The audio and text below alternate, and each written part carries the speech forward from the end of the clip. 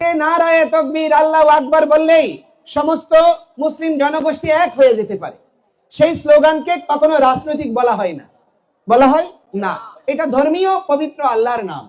এখন কিন্তু হিন্দুরা তার ভগবান শ্রী আরাধ্য শ্রী রামচন্দ্রের নাম নিলে, ভগবান শ্রীকৃষ্ণের কপিধ্বজ হনুমান চিহ্নিত পতাকা ধারণ করলে তাকে কখনো বিজেপির রং দেবে, কখনো আরএসএস এর রং দেবে, কখনো ইন্ডিয়ার টেক দেবে, কখনো আওয়ামী লীগের দালাল বলবে, আবার আওয়ামী লীগ আসলে কখনো বাংলাদেশের ভাবমূর্তি ক্ষুণ্ণকারী বলে পিয়াসার মতো লোকরে ঝাঁটিয়ে দুধ তাড়াবে। এই রকম অবস্থাটি হিন্দুদের জন্য হয়েছে। আপনি দেখুন পাকিস্তানে ভগবান দাস সে প্রধান বিচারপতি হয়েছে। যেই দেশে থেকে আমরা স্বাধীনতা চেয়েছি সেই দেশে সংখ্যালঘু মন্ত্রণালয় রয়েছে, সংখ্যালঘু কমিশন রয়েছে, সংরক্ষিত হিন্দুদের জন্য আসন রয়েছে।